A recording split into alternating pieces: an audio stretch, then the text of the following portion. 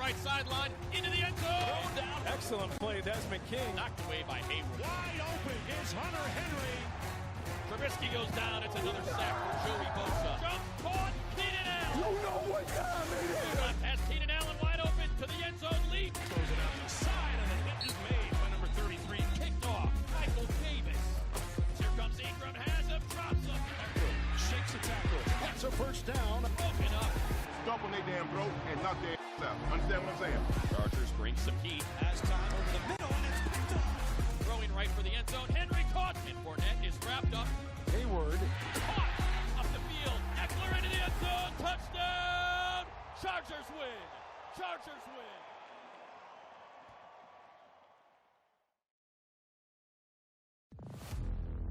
So our fans, let's work out now. Come on, let's go. If anybody got your back, I got your back. Yeah, you feel me? Oh, we about to go crazy. Dominate. It's in our hands. Deep grab. What a catch by Mike Williams. One-handed grab. Are you kidding? Third down and goal. Wide open, an 84-yard touchdown. Carr is brought down by Ingram. 45-50. Touchdown, Charger. And that pass is broken up. Michael Davis moving, and he's going to be dropped. He's sacked. Joey Bosa throws it to Keenan Allen wide open. Cuts back inside. 5. Touchdown, Charger. Pocket holds up. Fumble. And the Chargers recover. 37 yards. Great concentration by the veteran. Here's Carr is going to be brought down with a sack. And that ball is intercepted. They can't cover him. Still on his feet. Touchdown. That is intercepted. There it is. He is dropped. Scott is blocked.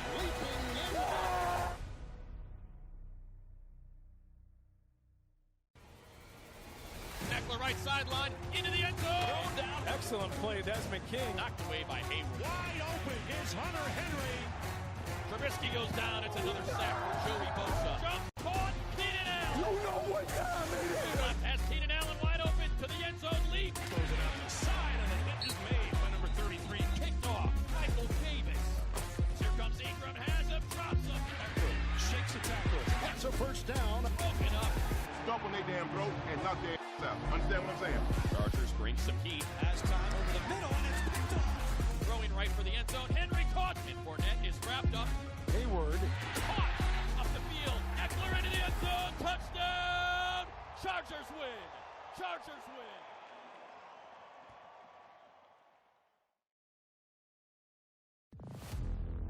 So our fans, let's work out now. Come on, let's go. If anybody got your back, I got your back. Yeah, you feel me? Oh, we about to go crazy. Dominate. It's in our hands. Deep grab. What a catch by Mike Williams. One-handed grab. Are you kidding? Third down and goal. Wide open, an 84-yard touchdown. Carr is brought down by Ingram. 45-50. Touchdown, Charger. And that pass is broken up. Michael Davis moving, and he's going to be dropped. He's sacked. Joey Bosa throws it to Keenan Allen wide open. Cuts back inside. 5. Touchdown, Charger. Pocket holds up. Fumble. And the Chargers recover. 37 yards. Great concentration by the veteran. Here's Carr is going to be brought down with a sack. And that ball is intercepted. They can't cover him. Still on his feet. Touchdown. That is intercepted. There it is. He is dropped. Scott is blocked.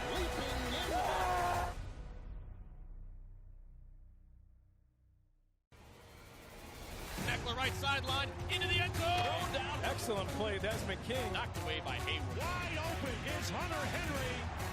Trubisky goes down. It's another sack for Joey Bosa. Jump, caught, Keenan Allen. You know what time it is. Has Keenan Allen wide open to the end zone lead. Throws it out the side, and the hit is made by number 33. Kicked off. Michael Davis. Here comes Ingram. Has him. Drops him. Shakes the tackle. That's a first down. Broken up. Stomp on their damn throat and knock their out. Understand what I'm saying? Chargers bring some heat. Has time over the middle, and it's picked up. Throwing right for the end zone. Henry caught. And Fournette is wrapped up. Hayward. Caught. Up the field. Eckler into the end zone. Touchdown. Chargers win. Chargers win.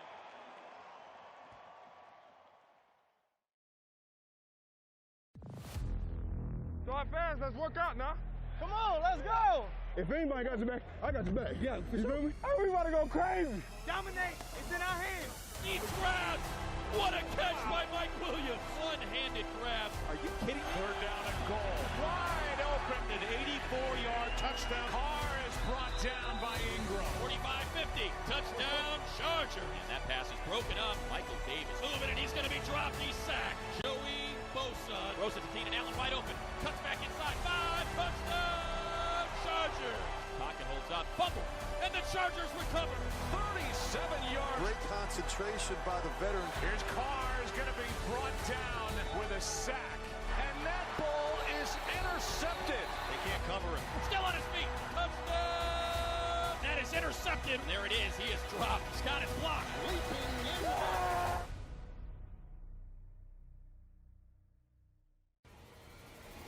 Eckler right sideline. Into the end zone. Down. Excellent play, Desmond King. Knocked away by Hayward. Wide open is Hunter Henry.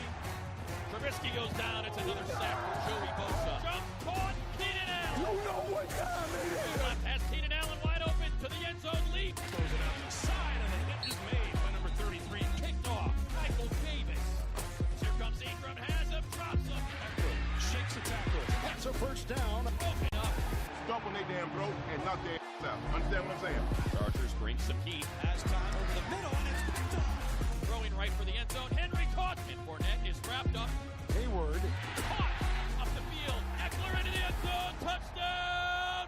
Chargers win. Chargers win.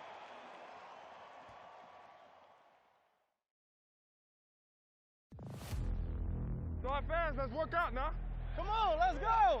If anybody got your back, I got your back. Yeah, you feel me? We about to go crazy. Dominate. It's in our hands. Eats grabs.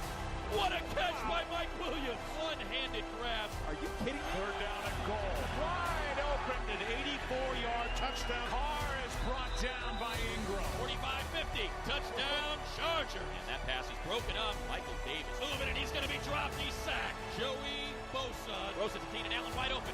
Cuts back inside. 5, touchdown, Charger. Pocket holds up. Fumble. And the Chargers recover. 37 yards. Great concentration by the veteran. Here's Carr is going to be brought down with a sack. And that ball is intercepted. They can't cover him. Still on his feet. Touchdown. That is intercepted. There it is. He is dropped. He's got it blocked. Leaping in.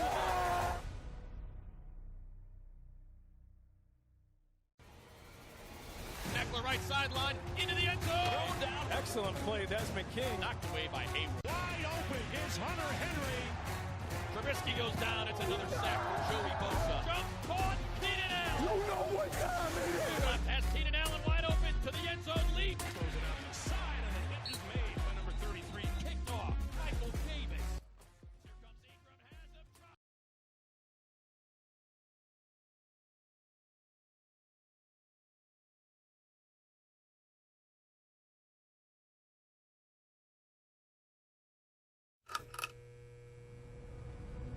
I'm not sad. I don't want your pity. I want change. As we are inside SoFi Stadium, this is supposed to be a scrimmage based on the players and kind of how they're walking around, DJ. Not quite sure exactly what the schedule is going to look like today. Coach Lynn joining us right now. Matt, the last 24 hours have been really, in some ways, frustrating. We just had a team meeting in the locker room right now, and we're not going to scrimmage today. With what's going on around the country right now, it's a lot to take in, to be honest with you. And we had to talk about it. It really hurts my heart because these young men, they're sad, they're frustrated, they're hurting. I just felt like just having the conversation, just let everybody get things off their chest and just speak. It's 10 times more powerful than anything we could have done on the football field today. It's a lot going on. But we got to get that focus where it should be. And I think we are moving the needle. We're certainly not going to be defeated by what's going on. We're going to keep fighting for what's right. It starts at the top, and our ownership wants action. And this football team is committed to fighting for a championship and social justice.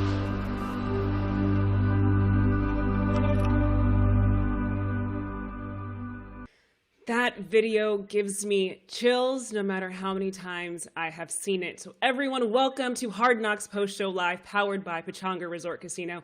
I'm Kirsten Watson, and we are excited to have you all with us tonight for an extremely powerful and honest reaction to tonight's episode of Hard Knocks, because I truly believe it is one that we will never forget. And as always, I am joined by that guy right there, Matt Money Smith, and tonight we have a special guest. Yeah, one of our MJ favorites. Acosta, the newlywed. Welcome to the party. How That's are right. you? Congratulations. Look at that. No longer a fiance. You're a wife. No longer a fiance.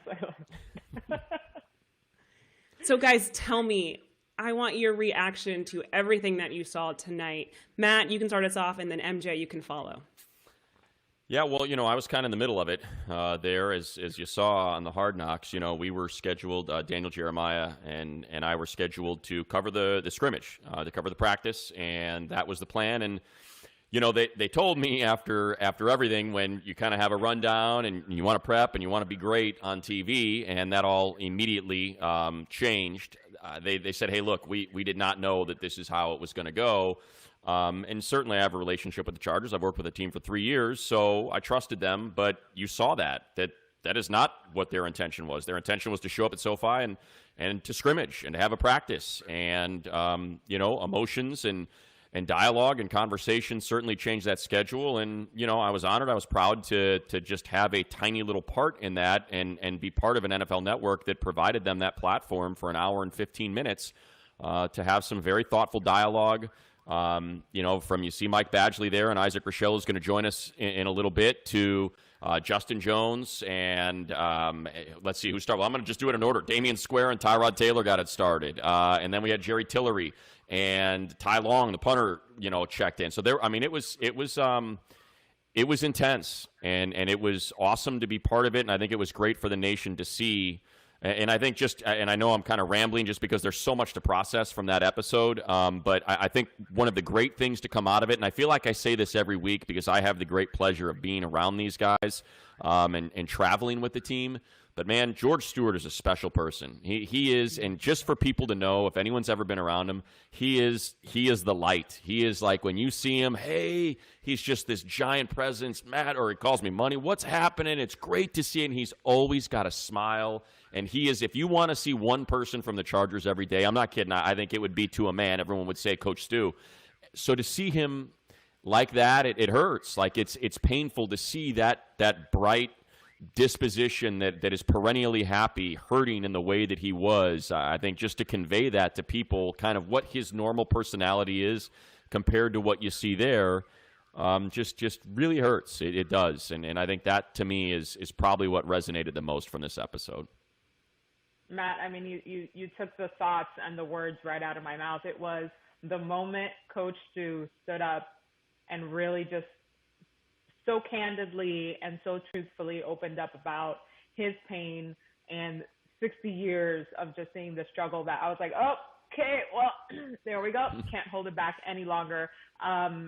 You're right. I think when you peel back the layers of this and you remember that these aren't just coaches and these aren't just players, these are men, these are human beings that are living this struggle every single day in a very real, very visceral way. I'm so glad that we got to see that side of it, that we got to see the lead up and the build up and the conflict, and sort of just all of the emotions stewing around the different perspectives from the different guys on the team. This is very real for all of them, for all of us who have to cover it, who have to live it every single day. And I thought it was really beautiful. And I'd be remiss if I didn't mention sort of the Black voices that are behind telling these stories too on Hard Knocks. I immediately text Cortland Bragg, who works for NFL Films. He is one of the directors, a young Black man out there making sure that these stories are being told as well from that same lens. And it was just really, really powerful to sit there and watch. I texted Kirsten. I was like, I am in tears.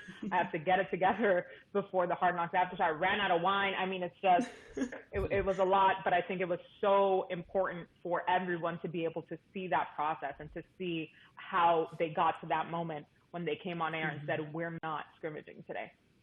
No, MJ, you're so right. It's so often that we see the public facing side For example, in the NBA, we saw the Bucks not show up on the court. And so, but we don't get to know what those conversations are in closed doors. And tonight was the first time that we actually saw that. And I'll be honest, I watched that scene twice because it truly gave me chills. And so right now I want us to kind of rewatch that message from Coach Stewart. So let's bring up that sound right now.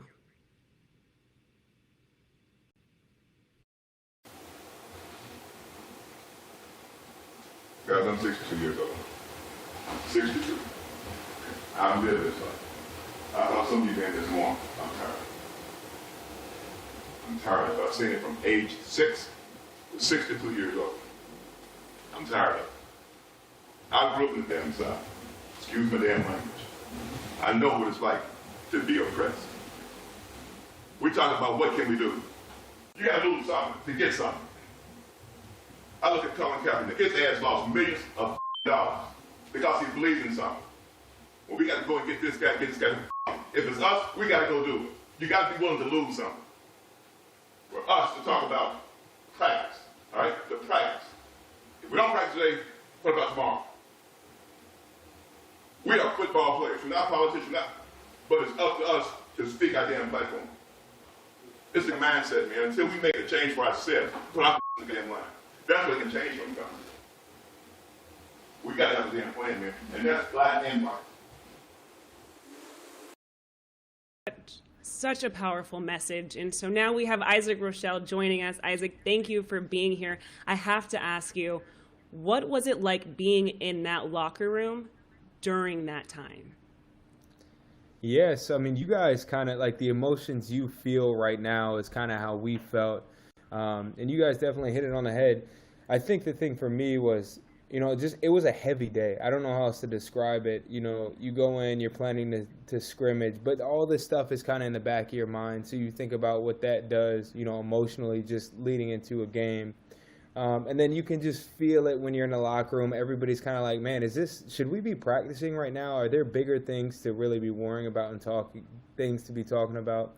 And I you know, I agree. I'm like, I was agreeing with the guys, you know, same type of feeling. I mean, should we be focusing on this moment? You can, like Justin Jackson said, you can reschedule a scrimmage, right? You can't reschedule something like this. So, you know, thinking about all that leading up to it, Tyrod kind of taking charge, just, you know, again, a lot of heavy emotions. And then you hear George Stewart talk. I mean, man, like Matt Money Smith said, he is a special person. He's a guy that I look up to, you know, in a lot of different ways. And for him to talk about what he went through, it challenged me personally. You know, he even talked about how we have to do something. You know, he goes, we're not politicians, but we have to do something. You know, that challenges me big time coming from a guy like him. And I think there's kind of two sides to it. You have the side that is like, you know, like practical and like, here's what we need to do. Here's kind of like, here's how we want to tackle social injustice and racial injustice. Here's how we want to tackle it. But I think you also have the other side, which is the emotional side, which comes from, you know, the build-up of frustration from the black community, the build-up of frustration from guys like Coach Stu. And, you know, it's super important to, you know, make this movement happen. You see millennials reacting to a lot of that built-up frustration. And I think it's really powerful. And now what is it, you know, having the leadership of Coach Lynn to kind of guide you guys through these conversations and through this moment in time, you know, what is it like seeing and learning from him as you guys are taking on this platform in this stage? Yeah, you know, I'm so blessed to have Coach Lynn as my coach.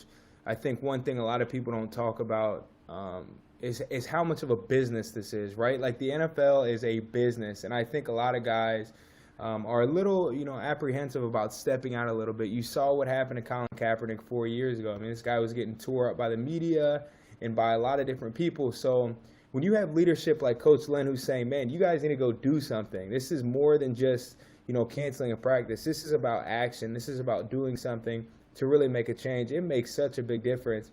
And like I said, the biggest thing for me is I am so blessed, you know, in my experience in the league, in this small window of opportunity to make a change, that I have Coach Lynn kind of leading the charge. And, you know, it's a testament to the whole organization, right? But him specifically, he's unreal. Yeah, Isaac, and I may have asked you this because you came on with us as well with Mike Badgley when we were doing it with NFL Network, and I know I asked it to multiple players, but I think, it's something that we saw in Hard Knocks in the episode as well, and that's, you had to wake up the next morning, and I think the discussion was even brought up, like, okay, what are we going to do tomorrow? Like, how can we, have had this day, this emotional roller coaster, and what do we do when we wake up tomorrow? So if you could share with us kind of like how did you guys, when you walked out of SoFi and you got back on the buses, the conversations that continued, and how you move to that next day and try, I guess, I'm not saying you got to return to normalcy, but what was that next day like? Yeah, it's a good question because I think what it does is we can start to talk about how important the action is, right? Like canceling practice without action, it does something. We had NFL Network. I think it's really good to start conversations, but the action is way more important.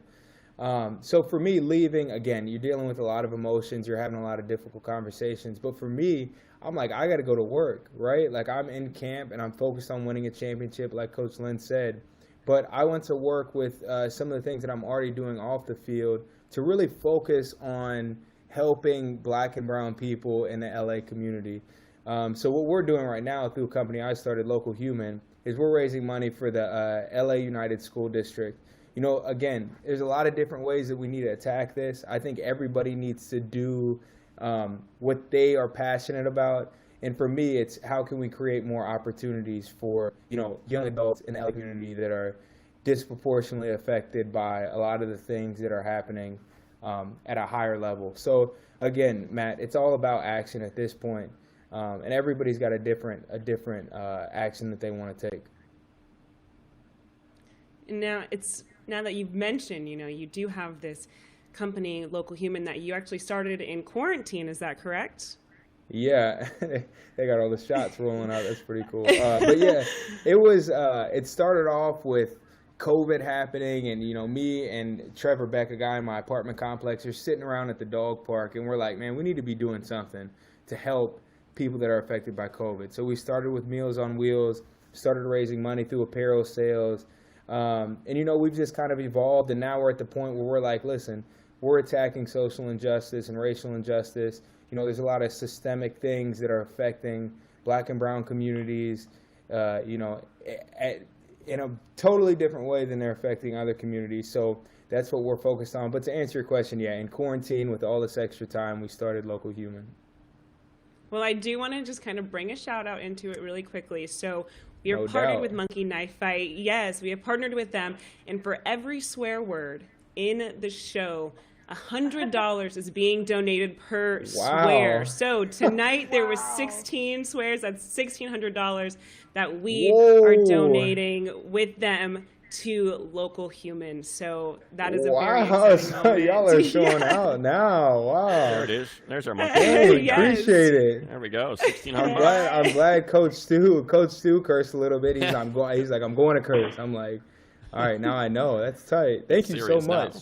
You know what? I cursed a few times during the show, too. I want to say at least 4.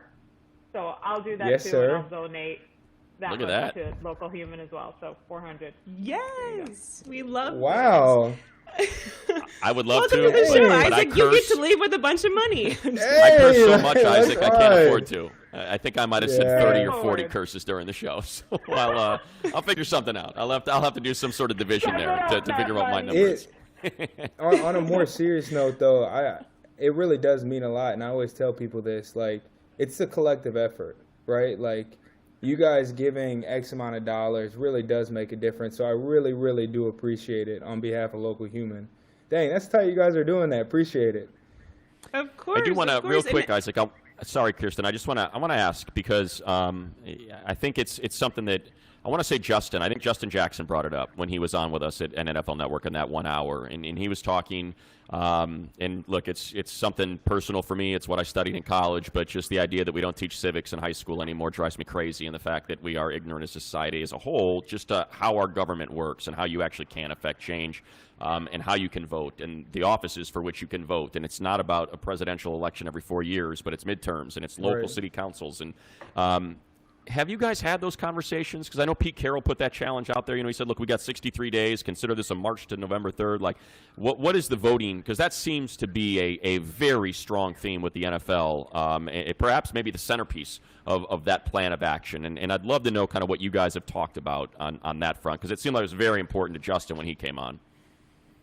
Yeah, it's funny because what you see on the media and everything that's going on, I feel like voting is almost something that's kind of slept on, right? Like you see a lot of protests and all that, and voting is something that definitely needs to be a point of emphasis. But the organization, the Chargers, has done a great job of kind of educating us on how important it is to vote. We had a whole team meeting and basically seminar on ways that we can get registered to vote, and how important it is.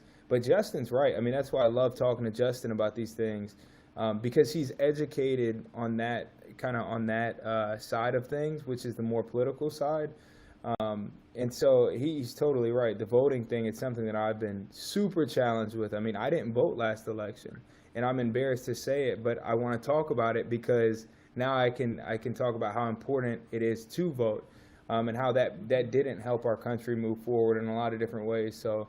But to answer your question, the organization's done a great job of talking about it.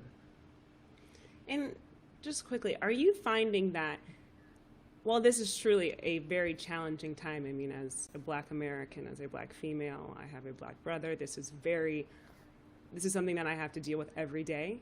That is very hard. But are you seeing that it is bringing your team closer than ever before? Yeah, I think so. I think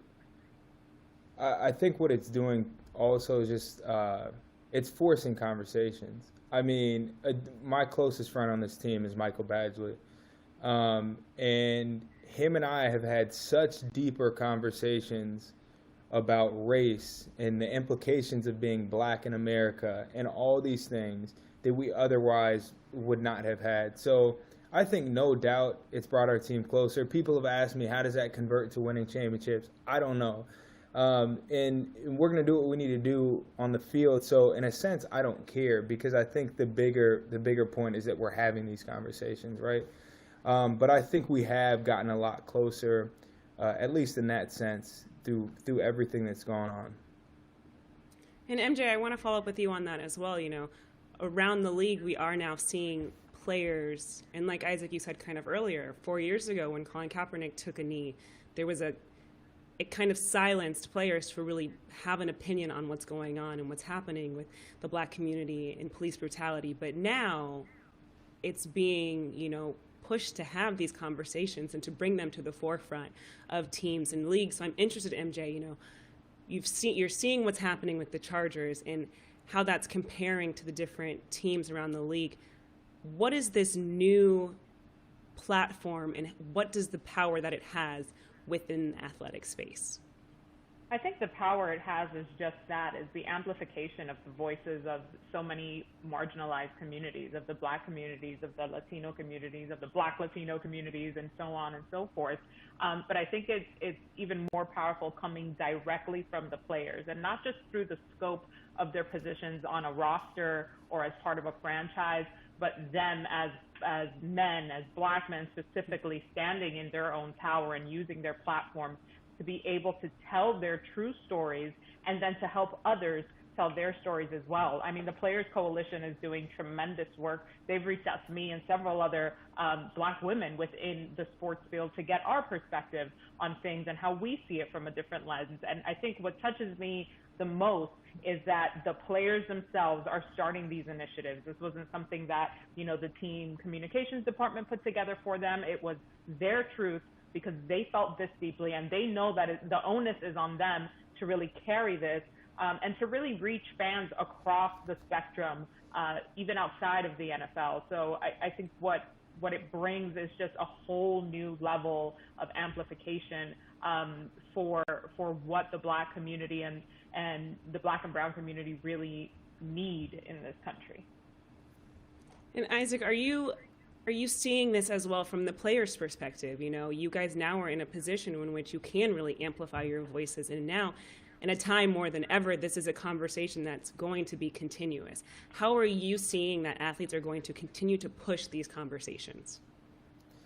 Yeah, well, first I wanna address kind of what MJ said. I think what she pointed out is like this is a unique time in sports history where it's all hands on deck, and I think like you're seeing that in a lot of these different organizations where it doesn't matter what your status is on the team. Like we have an objective that we need to accomplish, and I think it's been really, really cool just to see that happen. I mean, guys, I've had conversations with guys from all different places on the spectrum as far as like where they're at on the team, and it's just unreal to have these conversations. But can you repeat your question? Because I wanted to respond to what MJ said. Of course, no. I was just asking. This is now. We've seen this is going to be a continuous conversation. Unfortunately, as much as I would love for Jacob Blake to have been one of the last victims of police brutality, it just may not happen. There is so much change that needs to occur for that to be the case. And so I wonder, now with this new platform within the athletic space, how do you see the conversation continuing as the season goes on? Yeah, I mean, my hope is that, kind of like I mentioned, different guys choose different paths to really attack. And like I mentioned, Justin Jackson, he's super familiar and he has a great understanding. Can you guys hear me? I'm sorry, my phone is connected to Siri. He has a great understanding of kind of like the political sphere and what's going on with that. He's like, I want to talk to Newsom. I want to have these difficult conversations. I'm like, hey, I want to create opportunity for black and brown young adults in the LA community through funding for these school districts or whatever it may be. And other people have different paths. So what do I see? I hope to see a lot of guys doing a lot of different things kind of to accomplish the same goal. And I think it's certainly possible, and I think you're seeing it right now already. Well, thank you, Isaac. I'm going to jump in there real quick, Kirsten, because I think it helps bring us back as we kind of wrap this up. And it goes back to why Coach Stewart's speech was so powerful, because the centerpiece of it was to be a man of action. And then to bring it back to Coach Lynn, that's a man of action. That's a man that flew halfway around the world to build a school in Africa. That's a true leader of men. I mean, two of those that I've been very fortunate to get to know a little bit in my 3 years with the team. And leadership's powerful, and role models are powerful. And as you said, Isaac, it doesn't matter if it's a third string this or an undrafted free agent that, or a seventh round pick that's a defensive end, that the status doesn't matter. This is leading by different examples, whether it's through local human, whether it's through educating you on civics and how you can register to vote and how to make sure that you're covered there. It is so unique. This is not, look, this is not what I signed up for. When I got into sports, I signed up to talk about football and to call games, and you find yourself in the middle of these conversations, and you say, you know what, I can do this. It turns out we can, and everybody can affect change, no matter what your status is or what your degree was in. As individuals, as American citizens, it's one of the great things about this country is you do have an opportunity to speak up and to lead and do your damnedest, and at least much like you do when you get on the football field and say, hey, look, man, if you give it everything, then you walk off with your head high, win or lose. And I think it's applicable to this situation as well. If you feel like, in fact, you have given it everything and you've exhausted all opportunities, then at least you can walk away saying, I'm not someone that just threw it up on social media or had an interview and talked about it, but actually did something. And certainly I applaud you, Isaac, because that's what you're doing with local human, and a lot of people on the Chargers are doing that, and it makes us proud to be affiliated with the organization. That's for sure. It really does. And I have to say, this really takes all of us, being a part of this conversation, continuing this dialogue.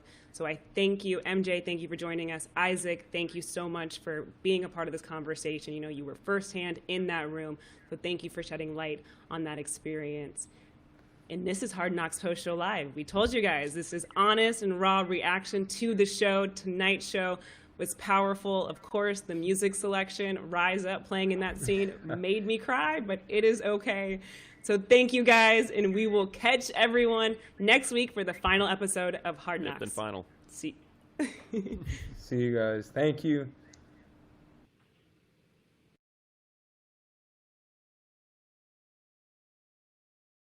The right sideline into the end zone. Thrown down. Excellent play, Desmond King. Knocked away by Hayward. Wide open is Hunter Henry.